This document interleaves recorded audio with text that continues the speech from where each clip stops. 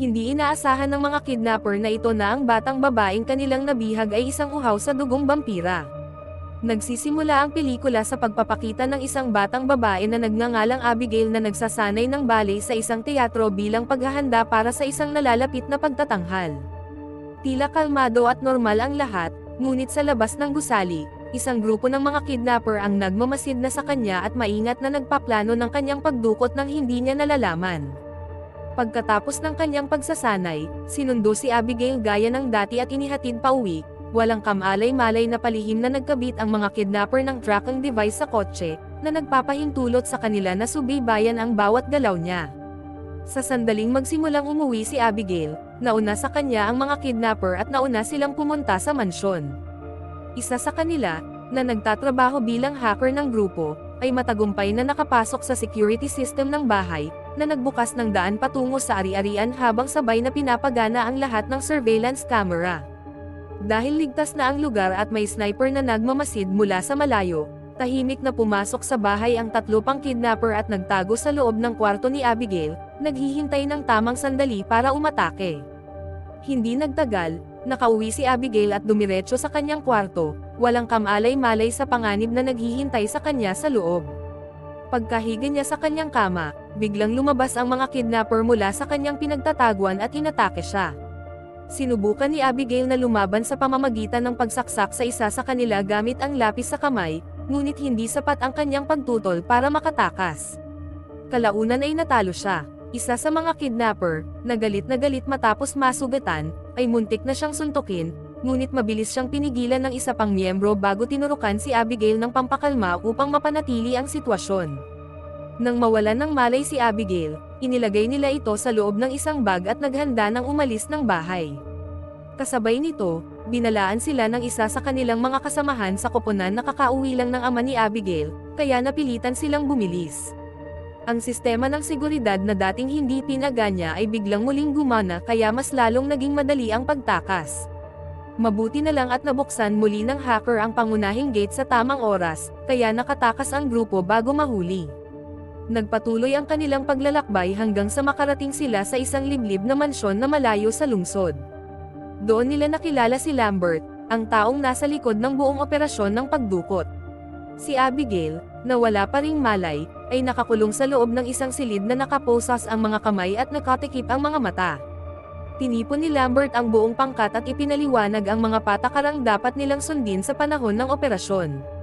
Walang sino man sa kanila ang pinapayagang gamitin ang kanilang mga tunay na pangalan o pag-usapan ang kanilang mga personal na pinagmulan upang protektahan ang kanilang mga pagkakakilanlan. Pagkatapos ay isiniwalat niya na ang kanilang trabaho ay panatilihing buhay si Abigail sa susunod na 24 na oras hanggang sa magbayad ang kanyang ama ng pantubos na $50 milyong, bagamat sadyang tumanggi si Lambert na ibunyag kung sino talaga ang ama ni Abigail. Upang maiwasan ang matunten, kinumpiska ang lahat ng kanilang mga telepono at ang bawat miyembro ay binigyan ng pekeng pangalan sa buong misyon. Sina Joey, Frank, Sammy, Peter, Rick, at Dean. Nang matapos ang briefing, unti-unting naging mas relax ang kapaligiran habang nagkukumpulan ang grupo sa paligid ng bar area. Habang nag-uusap, buong kumpiyansang sinabi ni Joey na malalaman niya ang pinagmulan ng lahat sa pamamagitan lamang ng pagtingin sa kanila. Mabilis itong ginawang hamon ng iba, at nakakagulat, na halos lahat sila ay nahulaan ni Joey ng tama. Napagpasyahan niya na si Frank ay dating isang mataas na opisyal ng pulisya, si Peter ay isang upahang enforcer, si Sammy ay isang spoiled na mayamang babae na naghahanap ng excitement, si Rick ay isang dating sniper ng militar, at si Dean ay isang driver lamang na may mga problema sa pag-iisip na hindi matatag. Dahil ayaw magpatalo, sinubukan din ni Frank na hulaan ang nakaraan ni Joey. Ipinapalagay niya na si Joey ay isang dating adik na kasalukuyang sinusubukang gumaling, pangunahin dahil sa ugali nitong palaging kumakain ng candy. Pagkatapos ng pag-uusap, nagsimulang mag-alala si Joey dahil dapat ay hamupan na ang pampakalma na ibinigay kay Abigail. Nagpasya siyang tingnan ito at pumasok sa silid, at nadatnan si Abigail na nakatali at nakatikip ang mga mata, nanginginig sa takot habang nagmamakaawa na pakawalan dahil masakit ang pulsos sa kanyang mga palso. Dahil sa awa para sa batang babae, Tinakpan ni Joey ang kanyang sariling mukha upang hindi makilala ni Abigail ang kanyang pagkakakilanlan bago tinanggal ang piring at bahagyang niluwagan ang pusas. Agad na humagulgol si Abigail, at marahang sinubukan ni Joey na pakalmayan siya, ipinaliwanag na pera lang ang kailangan nila para sa pantubos at wala silang balak na saktan siya. Para makuha ang tiwala ni Abigail, sinabi pa ni Joey na isa rin siyang ina na may anak na halos kasing edad niya, at gusto lang niyang matapos ang sitwasyong ito para makauwi na siya sa kanyang anak. Sa kanilang pag-uusap, tahimik na inamin ni Abigail na laging abala ang kanyang ama at hindi talaga siya pinapahalagahan. Naniniwala pa nga siya na hindi ito mag-aabalang magbayad ng pantubos para iligtas siya. Pinili ni Joey na huwag masyadong sumagot sa pahayag na iyon at naghanda ng lumabas ng silid, ngunit bago pa man siya makalabas, biglang humingi ng tawad si Abigail sa kanya na may kakaibang ekspresyon sa mukha, na para bang alam na niya na may mangyayaring masama. Ang nakakabahalang sandali ay nagdulot kay Joey ng paghihinala, kaya kalaunan ay nilapitan niya si Frank at tinanong kung kilala nito kung sino talaga ang ama ni Abigail. Nakakagulat na inamin ni Frank na kahit siya ay hindi pa nababanggit ang pagkakakilanlan ng lalaking nasa likod ng pantubos. Dahil sa kuryosidad, nagpa siya si Frank na tanungin mismo si Abigail. Pagpasok niya sa silid at napansing natanggal na ang piring ni Abigail, agad siyang nataranta, tinakpan ang kanyang mukha, at tinutukan siya ng baril habang pinipilit itong umiwas ng tingin. Dahil sa pressure, sa wakas ay ibinahagi ni Abigail ang pangalan ng kanyang ama, si Christoph Lazar. Sa sandaling marinig ni Frank ang pangalang iyon, nagbago ang buong ekspresyon ng kanyang mukha. Mabilis niyang tinipon ang iba at binalaan sila na sila ay nasa malubhang problema at dapat agad na umalis sa mansyon. Ipinaliwanag ni Frank na si Christoph Lazar ay isang lubhang mapanganib na tao, ang pinuno ng isang napakalaking organisasyong kriminal na may impluwensya sa buong mundo at isang taong kilala sa brutal na pagpuksa sa sinumang mangangahas na lumaban sa kanya. Sina Joey at Rick, na parehong nakarinig na ng mga kwento tungkol kay Lazar dati, ay nagdagdag ng mas nakakatakot na mga detalye, na lalong nagpatindi ng tensyon sa kapaligiran. Gayunpaman, habang ang lahat ay natatakot, iba ang pananaw ni Dean sa mga bagay-bagay. Ikinakatwiran niya na hindi sila basta-basta makakaalis ngayon, lalo na't may 50 milyong dolyar na nakataya, isang halaga ng pera na lubhang kailangan nilang lahat. Kalaunan ay nakumbinsi niya si Frank na manatili, bagamat napagpasyahan niyang kailangan nilang maging mas maingat sa mga susunod na mangyayari. Inutusan niya ang lahat na halughugin ang bawat sulok ng mansyon at siguraduhing walang sino man mula sa organisasyon ni Lazar ang nakalusot sa ari-arian. Sa ibang bahagi ng mansyon, nagpapahinga si Sammy sa kanyang kwarto at nanunood ng telebisyon nang bigla niyang mapagtanto na nakahiga na pala si Dean sa kanyang kama nang hindi niya ito napapansin kanina. Dahil sa inis sa kanyang kakatwang kilos, galit na pinalayas niya ito sa kwarto. Umalis si Dean at tumungo sa kusina, ngunit nang marating niya ito, nabalisa siya nang makita ang isang pinto na unti-unting bumukas ng kusa. Maingat niyang sinuri ang lugar ngunit wala siyang nakitang kain na hinala. Gayunpaman, sa sandaling lumingon siya, biglang may di nakikitang bagay na humila sa kanyang katawan palayo. Ang takot na sigaw ni Dean ay umalangaw-ngaw sa buong mansyon at umabot sa pandinig ni Sammy. Noong una, inakala niyang ginugulo lang siya ulit ni Dean, ngunit kalaunan ay dahil sa kuryosidad ay nagtulak sa kanya na mag-imbestiga. Maya-maya, natuklasan niya si Dean na nakaupo at hindi gumagalaw, ngunit nang makalapit siya, laking gulat niya nang mapagtanto na ang ulo nito ay tuluyang nahiwalay sa katawan nito. Agad na nataranta at sumigaw si Sammy, dahilan para sumugod si Peter palapit sa kanya. Nang makita niya ang bangkay ni Dean, maging si Peter ay natigilan sa gulat habang si Sammy ay nasuka ng husto. Mabilis na tinawag ang iba, ngunit agad na uminit ang sitwasyon nang maghinala ang ilan sa kanila na si Sammy ang may kasalanan. Agad na itinanggi ni Frank ang paratang, kumbinsido na hindi kayang gawin ni Sammy ang isang bagay na ganoon kalupit. Para ipaliwanag kung ano talaga ang maaaring nangyayari, sinimulan ni Frank at Rick na ikwento sa iba ang tungkol sa isang nakapangangilabot na insidente mula sa nakaraan na kinasasangkutan ng tatlo sa mga pinagkakatiwalaang tauhan ni Lazar. Ang mga lalaking iyon ay dating nahuli at ikinulong sa loob ng isang mahigpit na binabantayang silid ng hotel sa ika-20 palapag.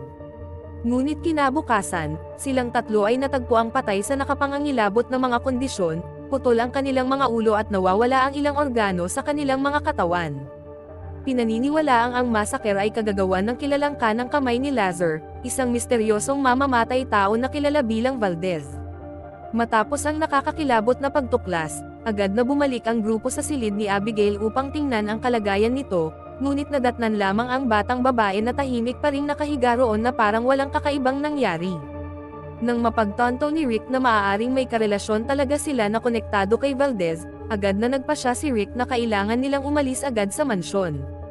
Gayunpaman, nang sandaling sinubukan niyang buksan ang pinto sa harap, natuklasan niya na ang buong bahay ay nakasarang sa likod ng makakapal na bakal na rehas. Buong kumpiyansang sinubukan ni Peter na basagin ang mga ito nang sapilitin, ngunit ang pagbagsak ay lalo lamang siyang natambak, na nagpapatunay na ang mga harang ay mas matibay kaysa sa inaasahan nila. Ang nabigong pagtatangka ay agad na nagpagana sa buong sistema ng seguridad ng mansyon, na naging sanhi ng pagsara ng mabibigat na bakal na shutter sa bawat posibleng labasan. Sa sandaling iyon, napagtanto ni Joey na hindi ito isang normal na pagkidnap, kundi isang maingat na inihandang bitag na sadyang ginawa para sa kanila. Dahil sa takot, tumakbo si Rick upang kunin ang kagamitang sniper na itinago niya kanina, ngunit natuklasan niyang lahat ng kanyang mga armas ay misteryosong nawala ng walang bakas. Samantala, bumalik si Joey sa kwarto ni Abigail, umaasang makakakuha ng mga sagot mula sa kanya. Maingat niyang tinanong kung may nakita pa bang iba si Abigail bukod sa mga kidnapper. Sa pagkakataong ito, sa wakas ay may nabunyag na nakakagulat si Abigail. Kalmado niyang sinabi kay Joey na kilala niya si Frank at sinabing dating nagtatrabaho ito para sa kanyang ama gamit ang ibang pangalan, Valdez. Agad na kinatatakutan ni Joey ang revelasyon, at mabilis niyang hinanap si Rick upang sabihin dito ang sinabi ni Abigail. Walang pag-aalinlangan, napagpasyahan ni Rick na kailangan nilang patayin si Frank bago pa mahuli ang lahat. Naghiwalay ang dalawa upang hanapin siya, ngunit bago pa nila mahanap si Frank, may mas malala pang nangyari. Kalaunan ay natuklasan ni Joey si Rick na nakatayong hindi gumagalaw. Nang dahan-dahan siyang lumapit dito, napagtanto niyang patay na ito, at ang lalamunan nito ay brutal na napunit. Ang nakapangangilabot na tanawin ay lalong nakakumbinsi kay Joey na si Frank nga ay tunay na si Valdez. Puno ng takot at galit, padabog siyang bumalik sa pangunahing silid at itinutok ang kanyang baril kay Frank, inakusahan itong si Valdez habang ibinunyag din na si Rick ay napatay. Agad na binunot ni Frank ang sarili niyang armas at itinutok ito pabalik sa kanya, iginiit na minamanipula lamang ni Abigail ang lahat at pinag-aaway-away sila. Habang lalong lumalala ang sitwasyon, gumawa si Frank ng isang walang awang desisyon at inutusan si Peter na patayin si Abigail bago pa ito magdulot ng mas malaking kaguluhan. Hindi ko alam kung anong pinagsasabi mo pero ikaw si Valdez. Sinabi mo sa babae, pinatay mo si Dean. Hinayaan mo bang makapasok sa isip mo ang isang batang babae? Ayoko mang sabihin, pero sa tingin ko kailangan natin siyang pag-awayan. Tumungo si Peter sa kwarto ni Abigail, pero nang malapit na niyang isagawa ang utos, biglang pumasok si Joey at pinigilan siya. Mabilis na sumunod si Frank sa likuran niya, hiniling kay Joey na itigil na ang pagprotekta kay Abigail habang si Sammy ay nakatayo at nalilito, hindi makapagdesisyon kung sino pa ang dapat niyang pagkatiwalaan. Sa kalagitnaan ng pagtatalo, biglang may napansin si Sammy na nakakagambala. Casual na tinanggal ni Abigail ang isang kamay niya mula sa posas ng walang kahirap-hirap. Nang lumingon ang lahat sa kanya, nakita nila si Abigail na malayang nakatayo sa ibabaw ng kama. Walang babala, sa wakas ay isiniwalat niya ang kanyang tunay na pagkatao bilang isang vampira. Agad na sumugod si Abigail kay Peter at tinangkang kagatin ang leeg nito, ngunit mabilis na tumugon si Frank at binaril siya ng diretso sa ulo. Sa halip na mamatay, mahinahong tumayo si Abigail at walang kahirap-hirap na pinagaling ang sugat sa pamamagitan lamang ng isang simpleng dampi. Agad na kumalat ang takot sa grupo nang mapagtanto nilang nakulong sila sa loob ng isang nakakandadong mansyon na may kasamang isang nilalang na kayang pumatay sa kanila anumang oras.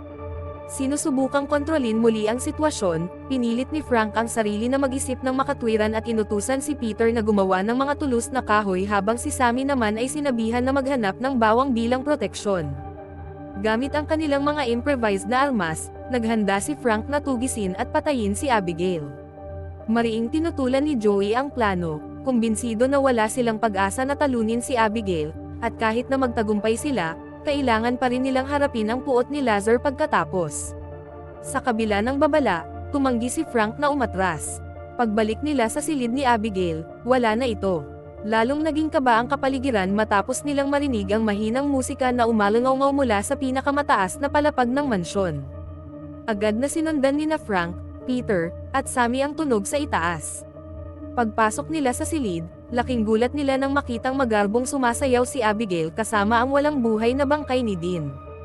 Dahil naniniwalang mayroon na siyang tamang mga sandata para lumaban, sumugod si Sammy at umatake, ngunit walang kahirap-hirap siyang naitaboy ni Abigail. Kinukutsa pa sila ni Abigail habang casual na hinahawakan ang bawang na dala ni Sammy, na nagpapatunay na wala itong epekto sa kanya. Mabilis na sumali sa laban sina Frank at Peter, ngunit pareho silang natalo ng ganoon din kadali. Pagkatapos ay marahas na inatake ni Abigail si Peter, paulit-ulit na sinaksak ito sa dibdib gamit ang kwintas na krus na suot nito. Nang makakita ng butas, tinangka ni Frank na saksakin si Abigail gamit ang isang tulos na kahoy, ngunit agad niyang hinaranggan ang atake. Sa sumunod na segundo, gumanti si Abigail sa pamamagitan ng pagsaksak ng parehong tulos sa hita ni Frank, na nag-iwan sa kanya ng malubhang pinsala at napakasakit na ipinaliwanag na wala sa kanila ang sapat na lakas upang labanan ang halimaw na nakatayo sa harap nila. Matapos magayos muli, agad na ginamaw ni Joey ang sugat sa binti ni Frank habang sinusubukang mag-isip ng mas makatotohanang paraan upang mabuhay. Sa halip na labanan si Abigail ng harapan, iminungkahi ni Joey na ang tanging makatuwirang opsyon ay ang supulan itong muli, gamit ang natitirang pampakalma.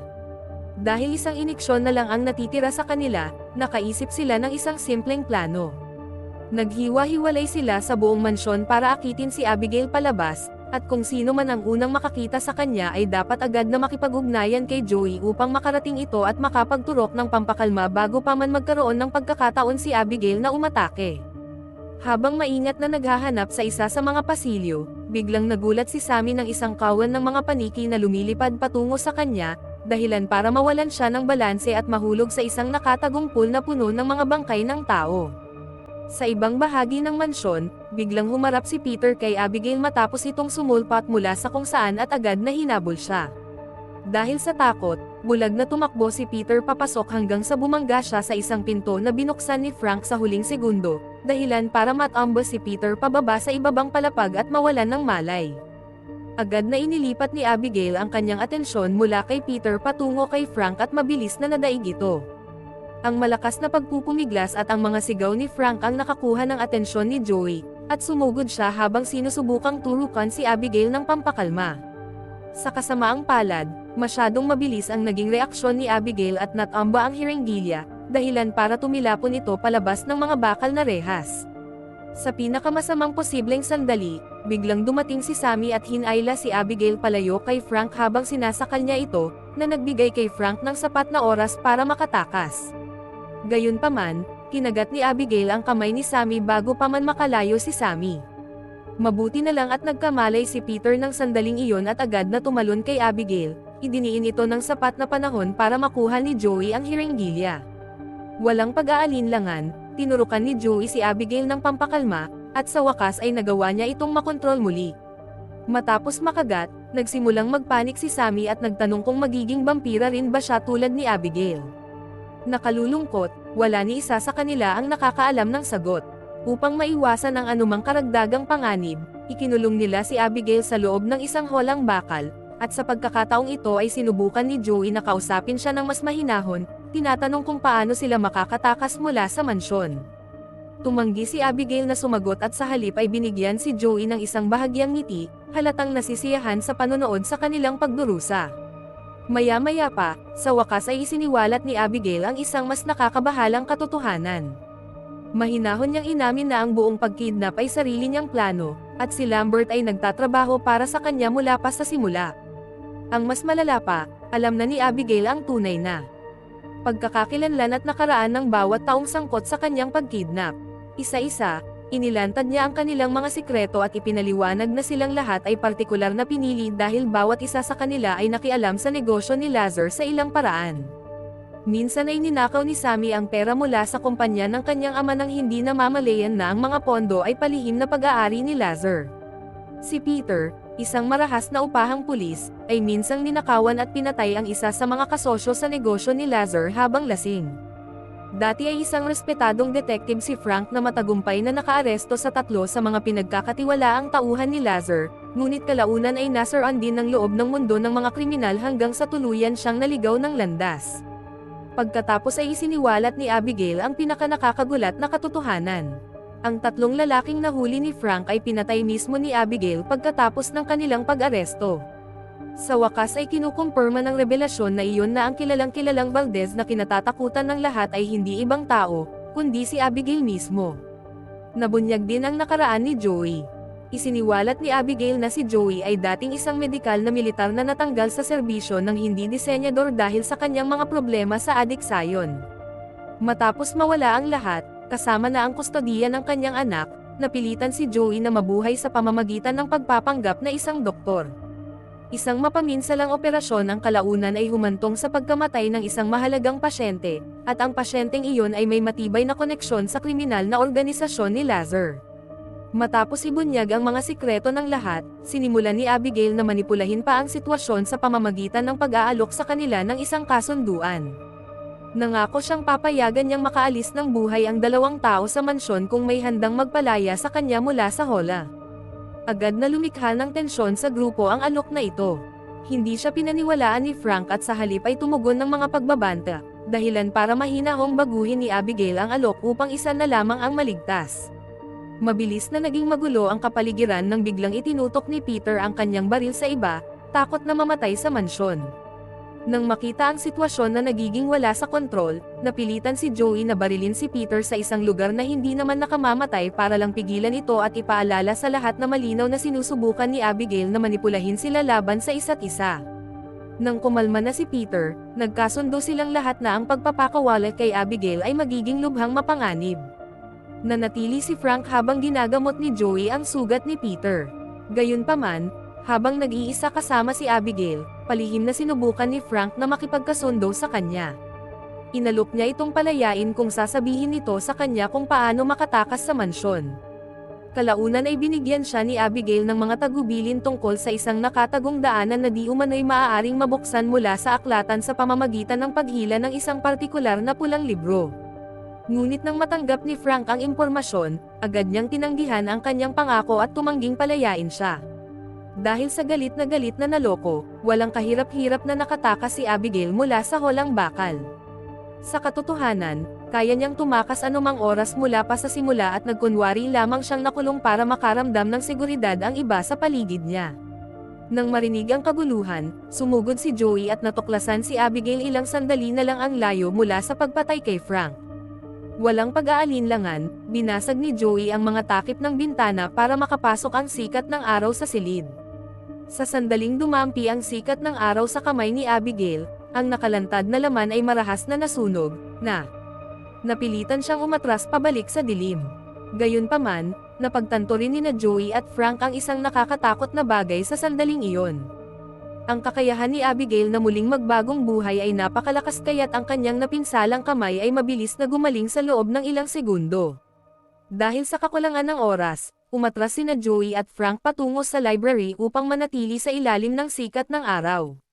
Samantala, lalong natakot si Sammy nang maalala niyang kinagat siya ni Abigail kanina. Upang masubukan kung nagbabago na siya, maingat niyang inilagay ang kanyang kamay sa posisyon na parang walang nangyari, at bahagyang nakaramdam siya ng ginhawa. Kasabay nito, desperadong naghanap si Joey ng ibang daan palabas sa pamamagitan ng pagdurog sa mga bahagi ng pader. Ngunit nabigo ang lahat dahil ang mansyon ay parang isang kuta na walang nakatagong labasan sa likod ng semento. Nagsimula ring lumala ang kanyang kalagayan sa pag-iisip matapos siyang maubusan ng candy, ang tanging bagay na nakatulong sa kanya na pamahalaan ang kanyang pagkabalisa.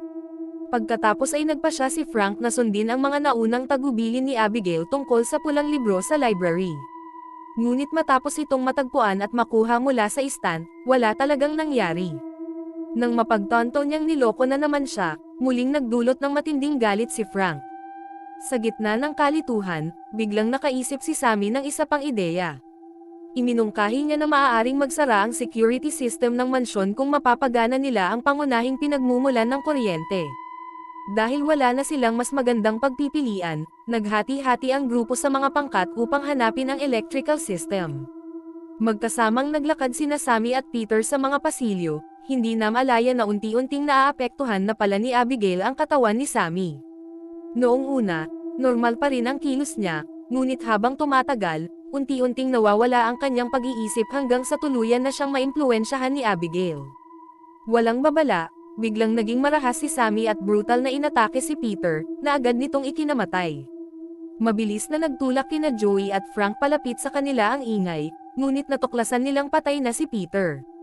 Nang mapagtanto nilang si Sammy ay ganap nang nasa ilalim ng kontrol ni Abigail, umatras sina Joey at Frank pabalik sa library habang walang humpay silang hinabol ni Sammy. Sa kalagitnaan ng desperadong pagtakas, mabilis na kinuha ni Joey ang isang pilak na tray at ginamit ito upang direktang ipabanaag ang sikat ng araw sa katawan ni Sammy. Sa sandaling tumama ang liwanag sa kanya, marahas na sumabog ang katawan ni Sammy at nagkapira-piraso. Kasabay nito, biglang bumukas ang isang nakatagong pinto sa malapit, na nagpapakita ng isang lihim na daanan. Dahil With wala no nang other ibang choice pagpipilian, left, Joey and pumasok sina Frank Joey enter at the Frank hidden sa tunnel nakatagong and follow lagusan it at until sinundan they ito finally hanggang sa reach a wakas ay marating control nila ang room isang control containing room na blueprints naglalaman of ng the mga mansion blueprint ng along mansyon with the kasama ang entire buong security sistema ng system. seguridad. But they soon Ngunit agad realize nilang they are napagtanto not na hindi sila alone. nag-iisa. Lambert is Naghihintay already na sa waiting kanila for si them Lambert there, doon, and at this sa time he pagkakataong no ito ay longer hindi na niya hides his itinatago true ang kanyang nature. tunay na Right pagkatao. in front of them. Sa harap mismo nila, isiniwalat ni Lambert na isa rin siyang vampira. Ipinaliwanag niya na si Abigail ang siyang nagpabalik loob at pumilit sa kanya na maging alipin niya.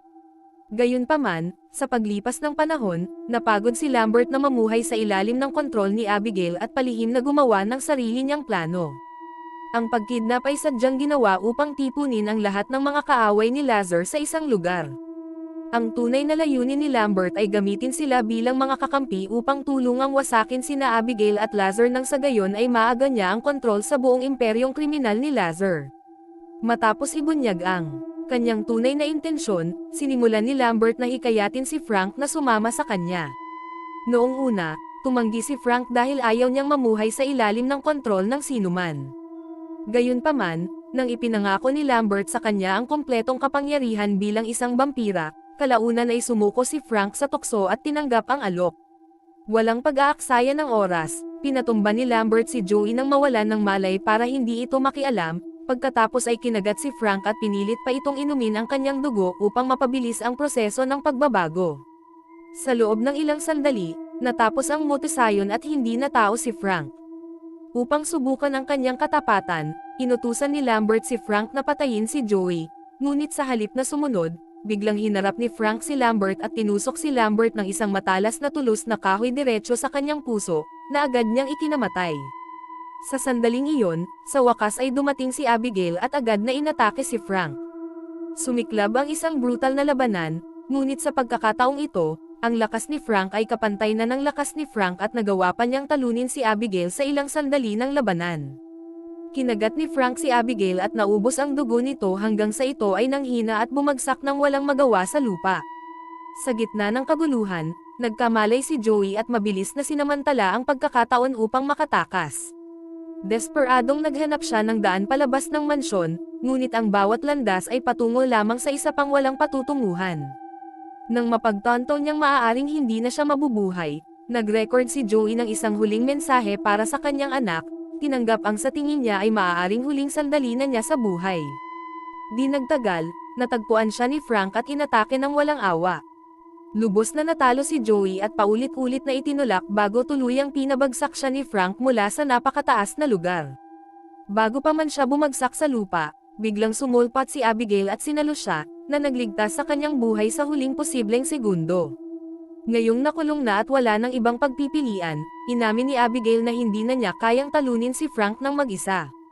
Humingi siya ng tulong kay Joey at nangako na hahayaan niya itong makaalis ng ligtas kung sila ay makakaligtas.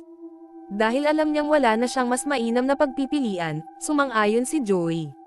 Muli nilang hinarap si Frank, ngunit kahit na pareho silang nag-aaway, nangingibabaw pa rin si Frank sa laban. Marahas niyang itinusok si Joey sa pader gamit ang isang metal na pamalo bago ibinalik ang kanyang atensyon kay Abigail at patuloy na pinatulo ang dugo nito hanggang sa halos mamatay na ito.